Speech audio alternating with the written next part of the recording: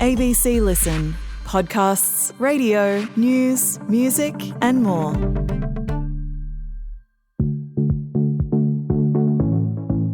I'm Julia Baird. And I'm Jeremy Fernandez, and this week on Not Stupid, I've been binging the drama Adolescence, along with, one or two or millions of others. and we have some thoughts. So many. About masculinity, about boys, and how we talk about men. You can find our episode on the ABC Listen app.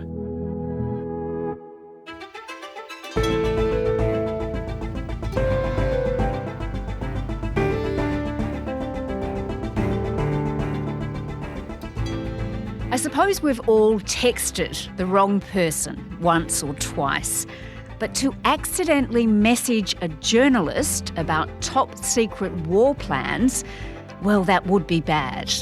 And yes, that's exactly what very senior members of the Trump administration did when they mistakenly shared plans to bomb the Houthi rebel group in Yemen.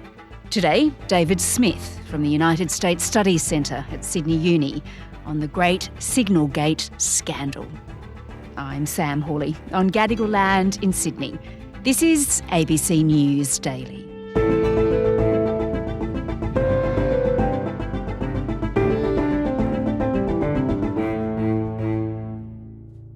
David, let's unpack this extraordinary way of dealing with rather top-secret military affairs on Signal. Just tell me, what did you think when you saw this story break? I thought this was so comically incompetent that it couldn't be real. Yes. Not just the fact that there was a chat going on an unsecured server about airstrikes, the fact that an outsider was accidentally added, and it was a journalist, and it was one of the fiercest critics of the Trump administration. So let's step through it. The editor-in-chief of the Atlantic magazine, Jeffrey Goldberg, he's a really accomplished journalist. He looks at his phone on March the 13th and, well, wow, what is he seeing? So he saw that he'd been added to this group chat by Mike Waltz, the National Security Advisor. And he wasn't sure whether that was real or whether it was a practical joke or a hoax. So he's part of this group chat. It's called the Houthi PC Small Group. What does that stand for exactly? So that's Principals Committee. Right. So it involved 18 people, most of whom were cabinet secretaries. Yeah, who else was in this group chat? Pete Hegseth, who is the Secretary of Defence, JD Vance, who is the Vice President, Marco Rubio, who's the Secretary of State, Tulsi Gabbard, who's the Director of National Intelligence, the Director of the CIA was also on the chat, as well as Steve Witkoff, who has been Trump's primary envoy in the Middle East. So really all of the major players in Trump's foreign policy, except for Trump, were there. All right, so Jeffrey Goldberg, he receives this invitation to join this group, and he does, and he's not really sure what on earth is going on, let's face it. So he's not sure if it's real or if it's not. But they do get chatting on Signal, which of course is an encrypted messaging app. So at this point, what are they actually talking about? What do the messages say? They were talking about the attack that was going to take place, and they were talking about the messaging that they needed to do around the attack and the timing. Certainly the decision had already been made that the attack would take place. Even though there was some discussion about whether the timing was right, the decision had already been made. All right, so Jeffrey Goldberg, he's sitting along for the ride at this point, looking at these messages, wondering, one, if they're real, and two, why on earth he's part of this group. So what else did we glean from these messages? I understand that JD Vance is sort of pretty critical of Donald Trump in some of them. Well, JD Vance said, I think we're making a mistake. And some of the others in the chat actually agreed with him that the conditions would be basically the same in a month as they were now. So there's the suggestion that this wasn't particularly urgent. This instead was all about sending a message. And as the chat went on, Pete Hegseth, who was the Secretary of Defence, started to tell them details of what was going to happen. So he told them precise times that the attacks were going to take place, what kind of planes would be used. He mentioned that one of the targets, whom the United States describes as a terrorist, was in his home and was going to be targeted by this attack. And later on, they started talking about the results of the attack that took place. Yeah, and they used some emojis at that point. They did use some emojis at that point. There were Incredible. American flags, fists, biceps and flames. Gosh. All right. According to Mr. Goldberg, he then, of course, realises that this is, in fact, a real group because the bombings take place. Yes. The United States and Houthi rebels in Yemen are both vowing escalation after the US launched airstrikes on Houthi targets. The Houthi-run health ministry says the attack in mid-March killed 53 people, including 5 children. The US strikes are part of efforts to stop Houthi attacks on shipping in the Red Sea. The Houthis have launched more than 100 missile and drone attacks on international shipping in the Red Sea over the course of the last 16 months. And it's at that point, of course, that he decides to publish some of what he's seen. Yes. So at that point, he knew that it was real. He believed correctly, I think, that this was a sign that the Trump administration was being so incompetent that, I mean, there were 18 people here who were participating in this chat on an unsecured platform. They were just disregarding so blatantly the protocols of national security that this had to be publicised. And as you mentioned, The Atlantic, it originally withheld the messages from Pete Hegseth about the exact timing of the bombings. It only then released those messages when the White House insisted that the chat didn't contain any classified material. That was the reason they then put those messages out. Yes, so I think he wouldn't have wanted to publish them, but because of the fact that there were people in the White House suggesting that it was a hoax, that Pete Hegseth was saying that no war plans were published. Nobody's texting war plans. There's no units, no locations, no routes, no flight paths, no sources. He published these in order to show, yes, there were at the very least attack plans published that nearly always would be classified information. And no, this is not a hoax. The White House had actually confirmed that the content was authentic within hours of it being released. But there were still White House spokespeople who were describing it as a hoax, who are now claiming that Jeffrey Goldberg was lying because when they released this new material, The Atlantic's headline was attack plans rather than war plans.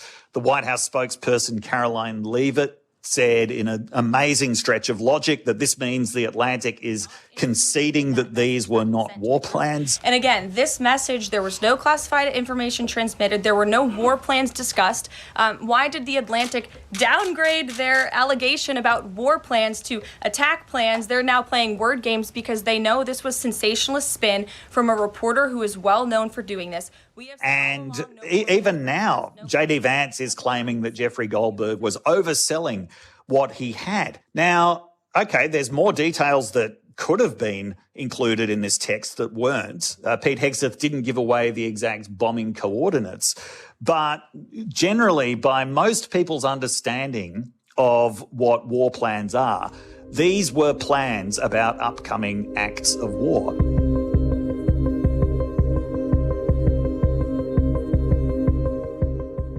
Yeah, and the White House really has been going after, I guess, the credibility of Jeffrey Goldberg in its attacks against him.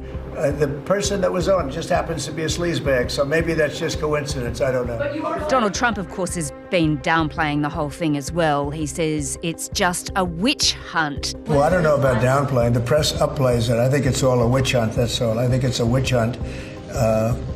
I wasn't involved with it. I wasn't there. It could be that Signal's not very good, you know. It's a company. You know, he's arguing it's all just a silly mistake, and he's now taking aim at Signal. as well, like it's Signal's fault. Yeah, I mean, it was definitely a mistake. I'm sure that Michael Waltz didn't mean to add Jeffrey Goldberg, but it's a mistake with serious national security implications. Yeah. And it's the kind of mistake that wouldn't have been tolerated in the past. Now, everybody can understand, I think, on an intuitive level, what it's like to accidentally send the wrong text to someone or to accidentally add someone to a chat. Probably most of us have done that. Yeah, it can be awkward. Yeah, but what they're now suggesting is that Jeffrey Goldberg somehow bluffed his way in or hacked his way in. If that were true, that would be even worse, because that shows how unsecured this conversation was.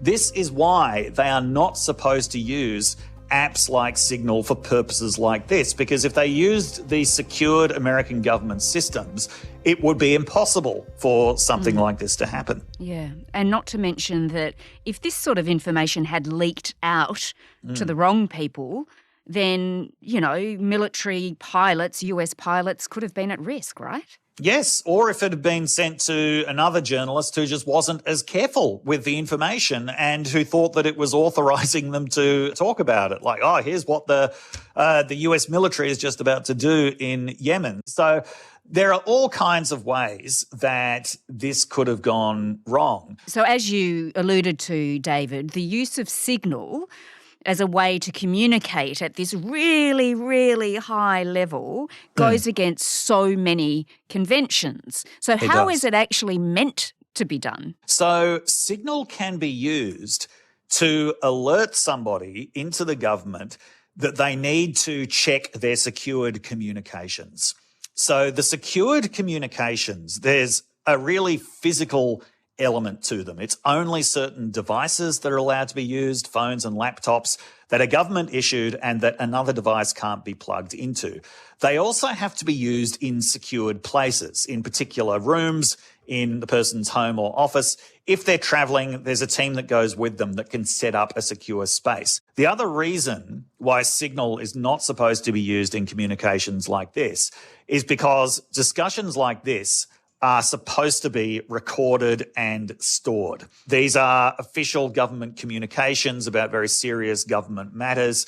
They are supposed to be kept. Now, what happens with Signal is it's got an auto-delete function. This is one of the things that makes it very attractive as a messaging app. The fact that this information is now getting deleted a little bit later, that also really goes against the rules of how government officials are supposed to communicate. And isn't it so interesting, David, that Donald Trump isn't too concerned about this particular breach, but he was really going hard, wasn't he, after the former US Secretary of State Hillary Clinton for using a private email server. So different rules now, I suppose. Yeah, and I mean, this is what everyone immediately thought of.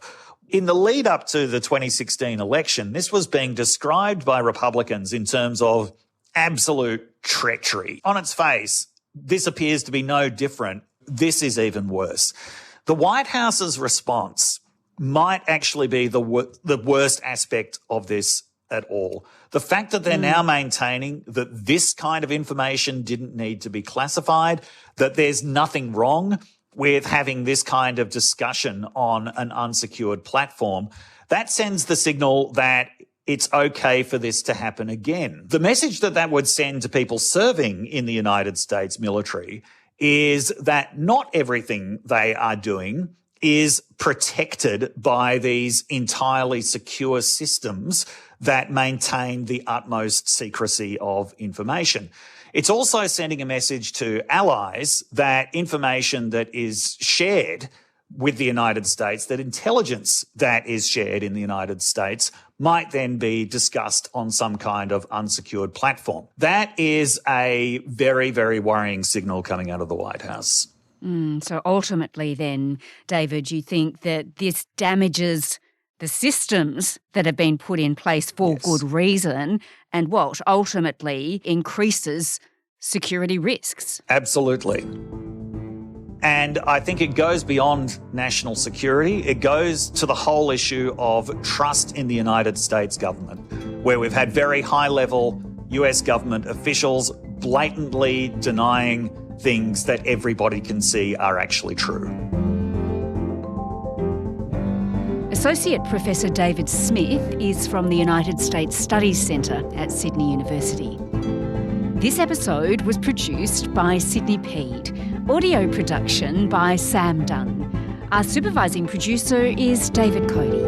I'm Sam Hawley. ABC News Daily will be back again on Monday. Thanks for listening.